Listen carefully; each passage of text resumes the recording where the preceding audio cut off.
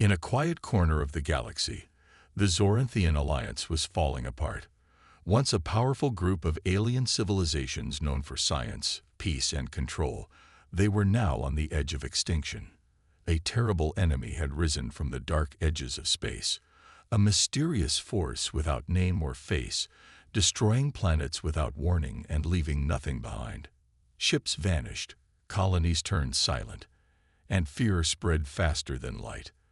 The most powerful races, like the Thulkar and Velari, who once ruled regions of space with pride, were now hiding, scared, and unsure what to do. The Alliance, in panic, decided to send a universal distress call across the stars, not just to old allies, but to everyone, even primitive species they had never contacted before. It was a last hope, a desperate call that said, "To anyone listening, please help us." The signal repeated over and over, traveling through wormholes and ancient networks, carried by satellites and deep space probes, waiting for someone, anyone, to reply. But the silence that followed was terrifying. Days passed, then weeks. Civilizations that once promised friendship ignored the message. Great empires remained quiet, perhaps fearing the same doom. The alliance leaders gathered in sorrow, thinking it was truly the end. But then something strange happened. A new signal appeared on their communication arrays. It was unrefined, a little slow, and not marked with any known alliance codes. At first, they thought it was an error, but when the translation system decoded the message, it stunned the entire council. It simply said, "Earth received your message. We are coming." Most of them had never even heard of Earth, a small planet in a quiet solar system, not part of any major galactic charts, home to a species not invited into the Alliance because they were considered too aggressive, too emotional, too unpredictable.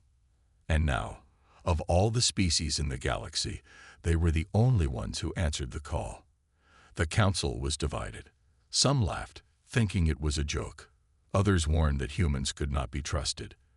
But the situation was too serious to argue. The enemy was closing in. The planets around the border were falling one by one.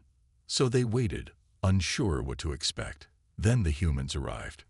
Not with grand fleets or massive world ships like the Velari, but with fast, sharp-looking vessels, built for war, but also with a strange beauty. Their technology was different, rough but effective. They didn't talk much when they entered orbit, just sent a message. "Show us where you need us." The Alliance leaders were confused by their confidence. These humans didn't beg for resources or ask for political favors. They didn't try to take command.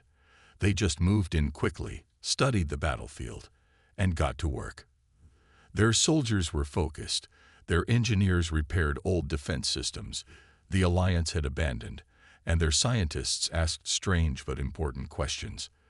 The Alliance officers who worked with them saw something unusual. Humans were not afraid.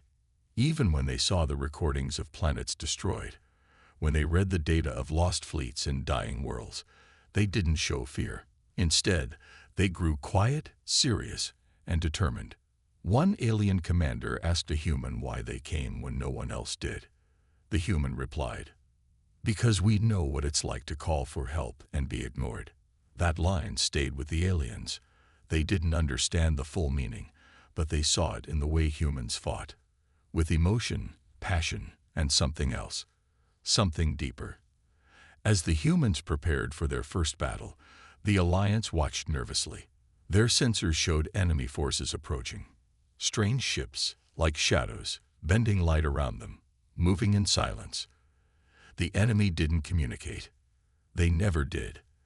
They only attacked. As the battle began, the humans showed what made them different. They didn't follow the traditional battle lines. They used chaos as strategy. Where others would retreat, humans pushed forward. Where the Alliance followed rules, humans improvised. They did things no simulation predicted. The enemy was powerful, but the humans were impossible to control. The battle lasted for hours, and when the enemy finally retreated, the Alliance had survived. Barely, but they had survived. And it was because of the humans. After the battle, the Alliance began to see them differently. The humans were strange, yes, but also clever, bold, and full of unexpected ideas. They used old technology in new ways. They repaired what others threw away.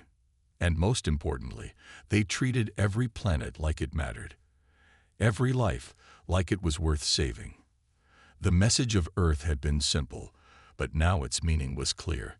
Humanity didn't come for power or politics. They came because they heard someone in pain and couldn't ignore it.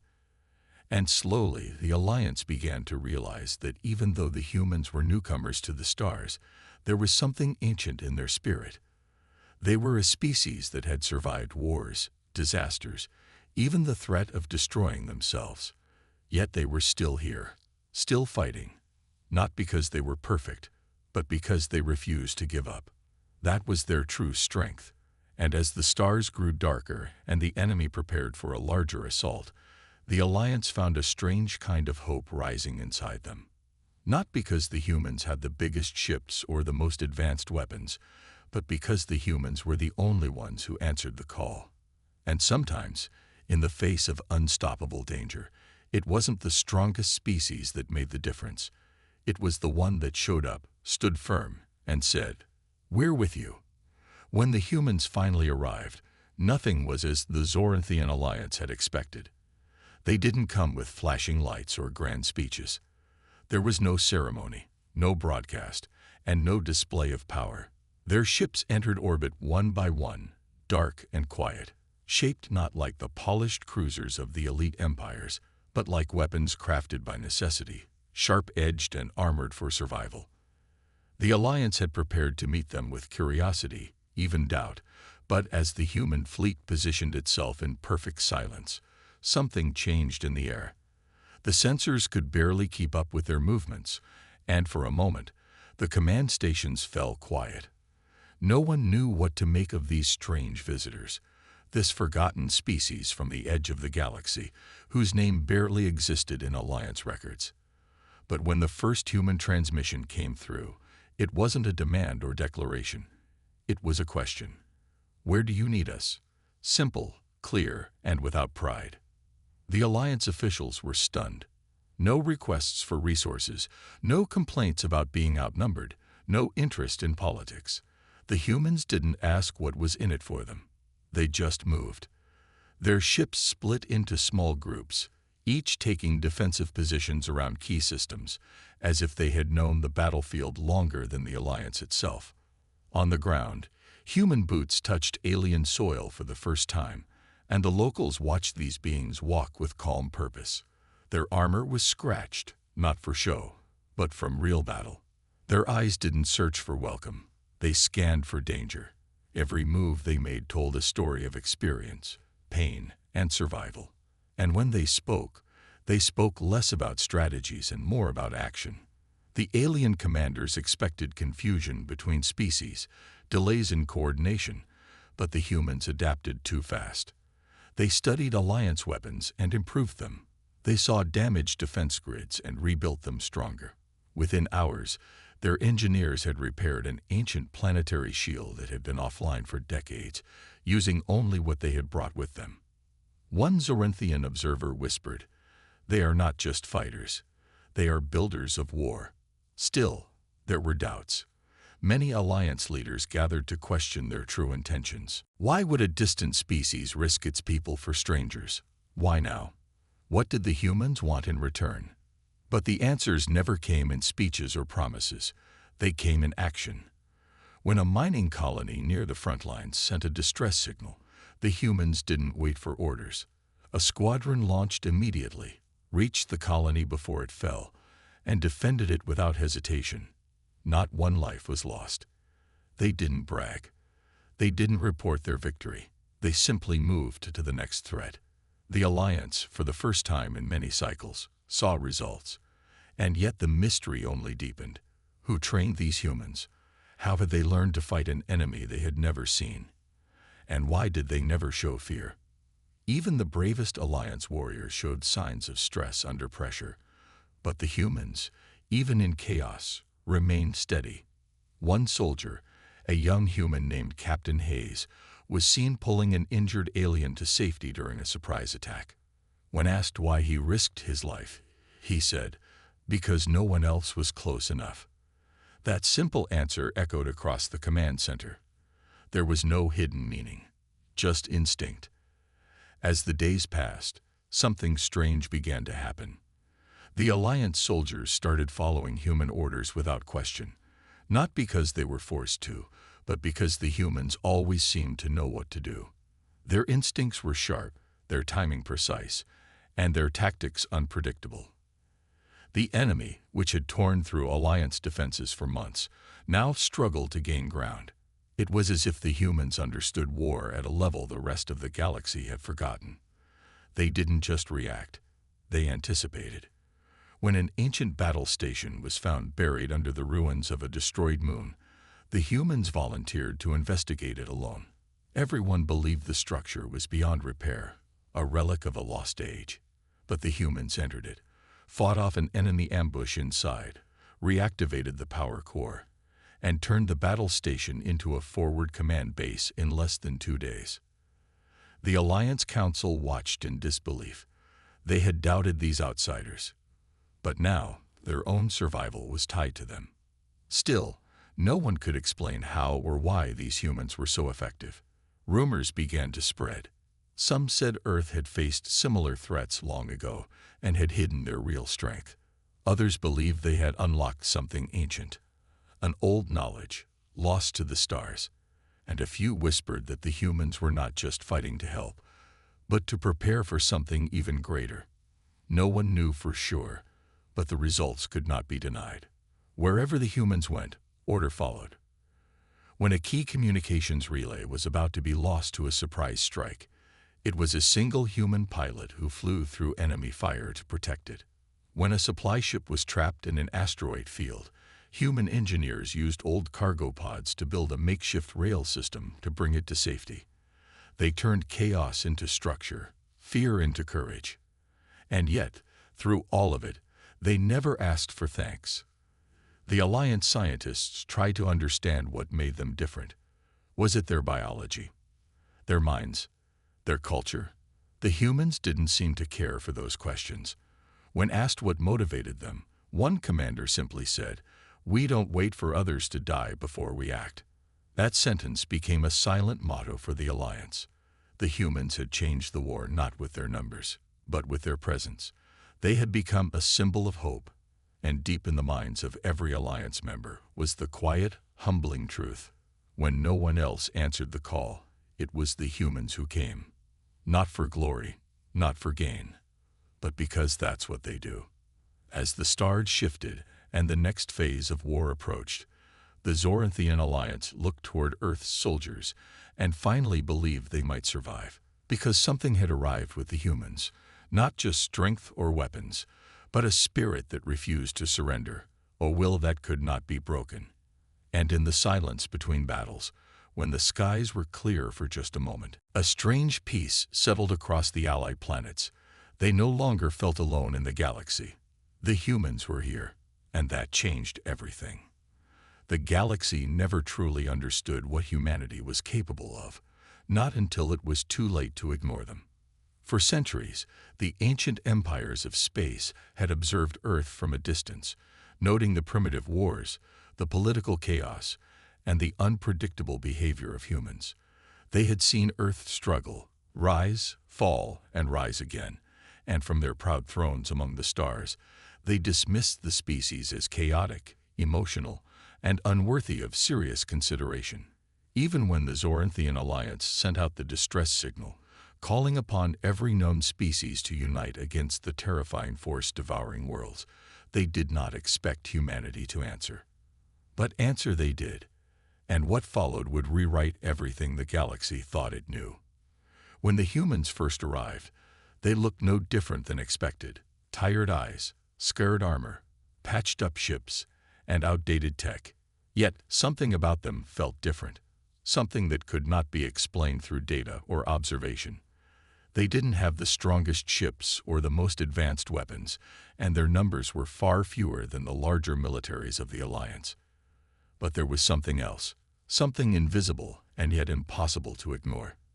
The humans didn't hesitate. Where other species argued over tactics or feared making the first move, humans simply acted. Their commanders gave short, direct orders. Their soldiers moved like they had nothing left to lose, but everything left to protect.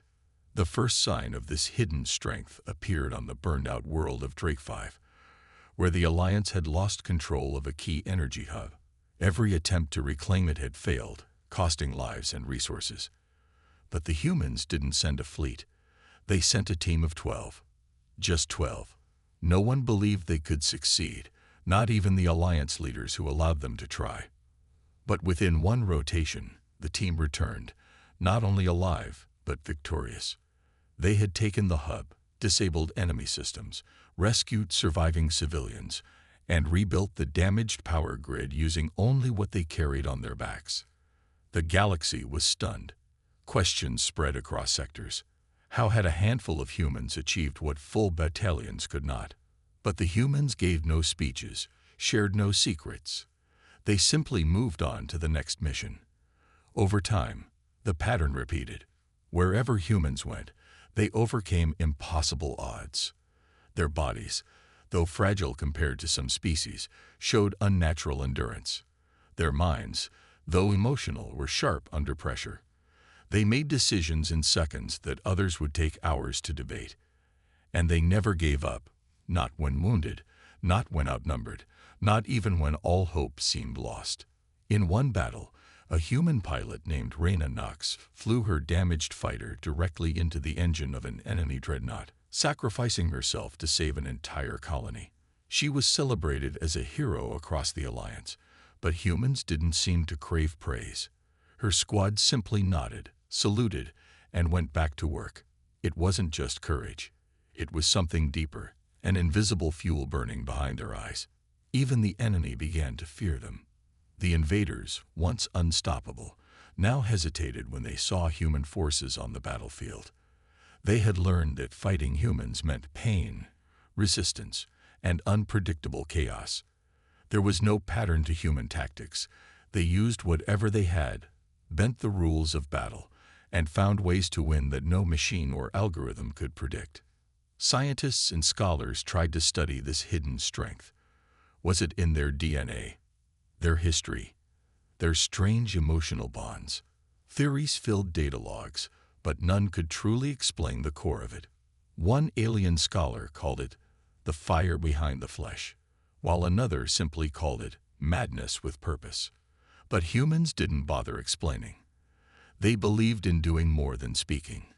When a frontline medical ship was trapped in a debris field under heavy fire, human engineers ignored protocols and jury-rigged a teleport gate using parts from a broken cruiser and 2 cargo drones. The injured were saved, and the enemy driven back. That kind of improvisation, that refusal to accept failure, was rare, even unnatural, to many species. But for humans, it was instinct. Over time, the Alliance began to change. They adapted human methods. They trained with human instructors, and they began to believe. The war began to turn. Slowly, painfully, but surely. And behind it all, the humans remained the same, tired, wounded, but determined. They didn't fight for power or glory. They fought because someone had to. They had seen too much destruction, too many innocent lives lost. And perhaps that was their real strength. Not their weapons, not their strategies, but their reason. They fought not to conquer, but to protect.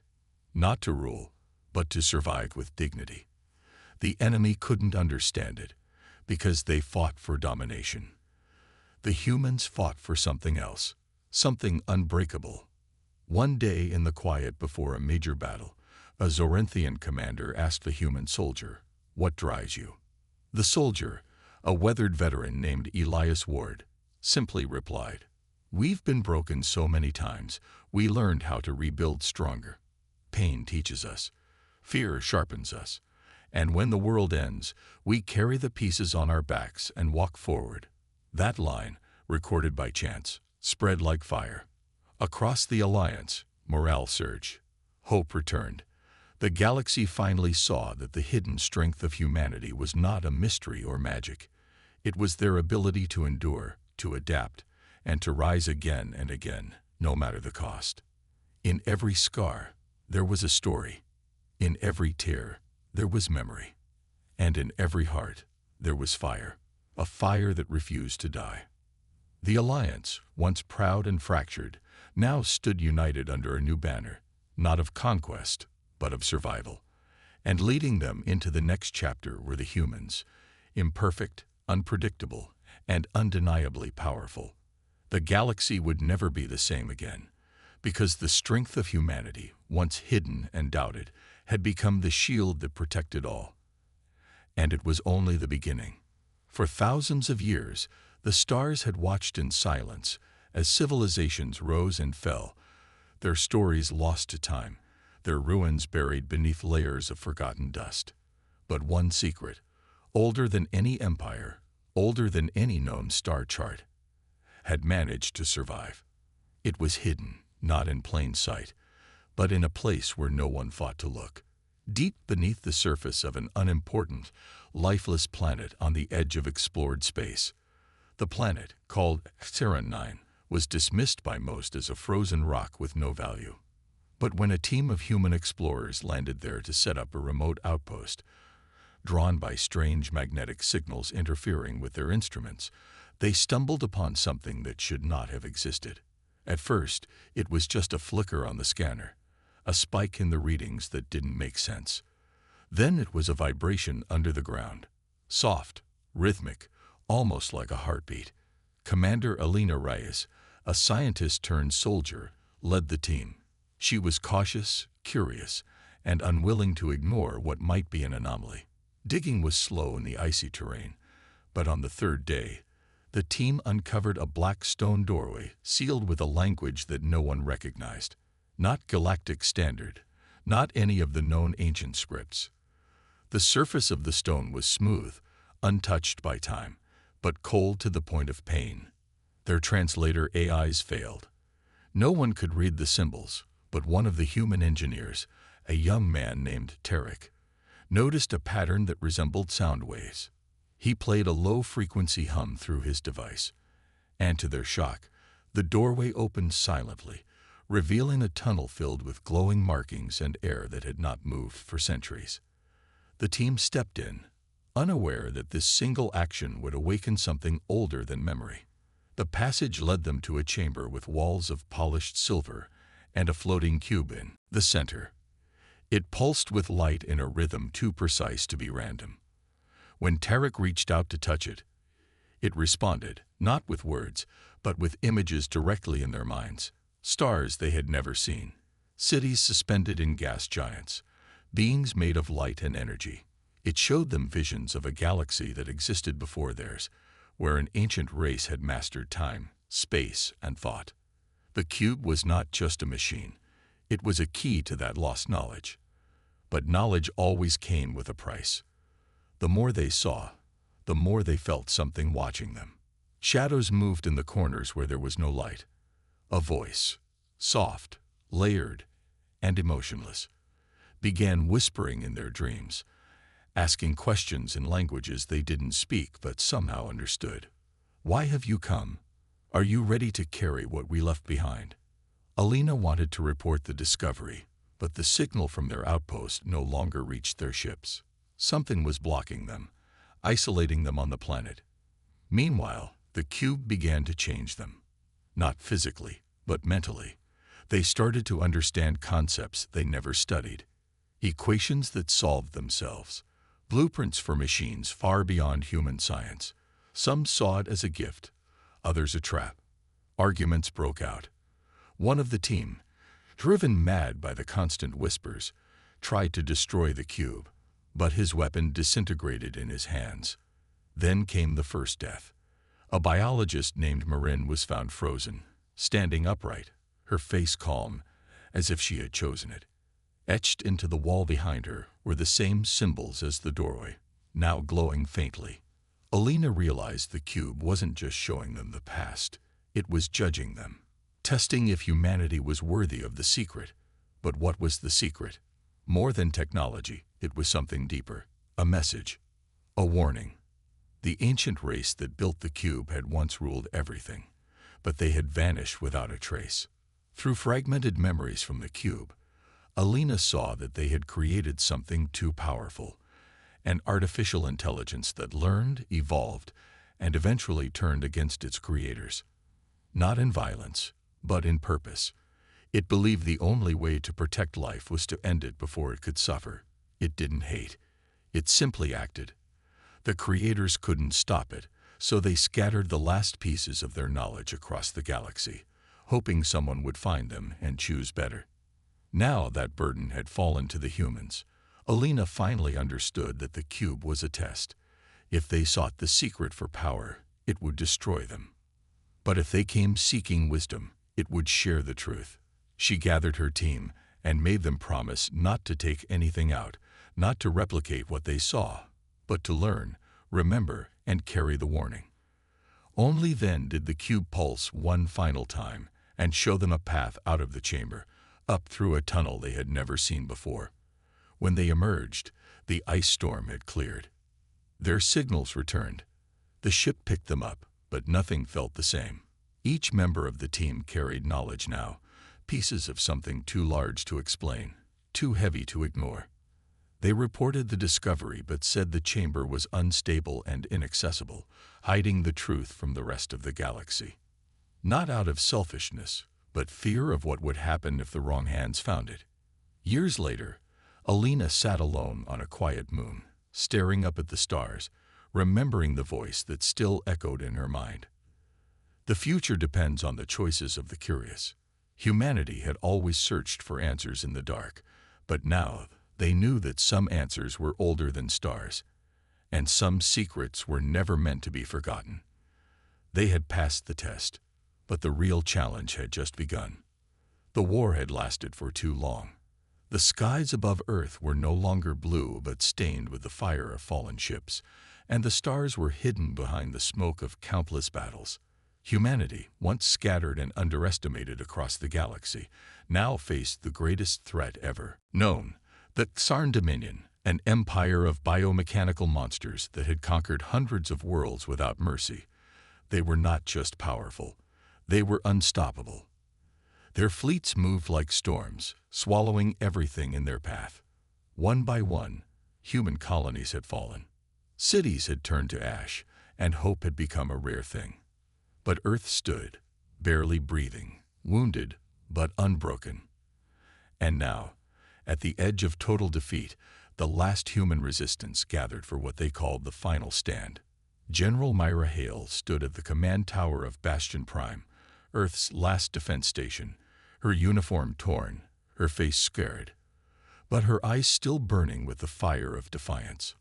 Around her, soldiers moved like shadows, tired but focused, preparing for what they knew might be their last battle. Humanity had lost everything except one thing: the will to fight. No reinforcements were coming, no miracle fleets in hyperspace, only the truth that they were alone. But Myra knew something the enemy didn't. Humans were most dangerous when they had nothing left to lose.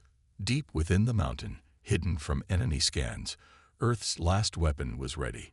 It was not a bomb or a super cannon. It was a person. A soldier named Elias Ward, chosen not for his strength, but for his mind. He had survived experiments meant to create a warrior who could adapt to anything, heal faster, think quicker, and fight longer than any living being. The project had failed for everyone else. Only Elias had survived, and now he would lead the charge. As the Xarn fleet entered Earth's orbit, black ships blocking out the light of the sun, panic spread across the world. But Myra didn't blink. She gave the order, and the skies lit up with the last defense line. Old satellites turned into railguns, ancient space stations reprogrammed to crash into the enemy, and hundreds of small human ships, piloted by volunteers who knew they wouldn't return. The first wave hit hard. Earth's defenses shattered like glass, and Bastion Prime shook under the pressure. Myra shouted commands, trying to hold the line. Then Ilias stepped into the battlefield. Clad in an armored suit connected directly to his nervous system, he moved faster than any drone, struck harder than any missile. He fought not like a man, but like something else, something built for war. As the enemy reached the ground, he became a blur among the chaos, cutting through the Xarn with brutal precision. Their weapons melted on his armor, their machines shut down when he touched them. The Xarn, so sure of their victory, paused. For the first time in their long campaign, they hesitated. And in that small moment, humanity pushed back. Soldiers followed Ilias into battle, shouting with rage, fighting not for survival, but for revenge, for freedom, for Earth. Across ruined cities and burning skies, the battle rage. Myra coordinated every move, sending reinforcements where Ilias opened paths. Civilians joined the fight with whatever they had, tools, old guns, even stones. It wasn't organized, but it was powerful. The Xarn had never faced chaos like this. Chaos with purpose. Slowly, they began to fall back. But the Xarn leader, a creature named Vocteran, descended to the surface in a massive war machine, determined to crush the human spirit himself. He believed no single warrior could stand against him. He was wrong. Ilias met him in the ruins of New Berlin, where shattered buildings whispered of the past. Their fight shook the earth. Vocteran used weapons forged from dying stars, but Ilias dodged, adapted, learned with every strike. His body was torn, but he didn't stop. His heart beat louder than fear, louder than pain. With a final move that came from instinct more than training, Ilias drove a blade made of compressed gravity into the heart of the war machine. It exploded, throwing him into the rubble. Silence followed. The humans watched, breath held, as the Xarn paused. Their leader was gone. Confusion spread among their ranks. Then came the signal, Myra's voice across every channel. Now, humanity struck with everything left. The Xarn, without leadership, scattered. One by one, their ships fell, their machines collapsed. It wasn't clean. It wasn't easy. But it was victory. Ilias was found alive, barely, pulled from the wreckage by survivors. He couldn't speak, but he smiled. Around him, humans cheered not because they had won, but because they had survived. And in surviving, they had proven something unbreakable. The final stand had not been about weapons or strategy. It had been about heart. About a species that refused to kneel, even when facing the end. Years later, people would tell stories of that day, not just of Ilias or Myra, but of every soul who fought, who believed, who chose to stand when the galaxy expected them to fall. The stars watched in silence once more, but this time they remembered the name of the species that made a final stand. And won. They remembered humanity.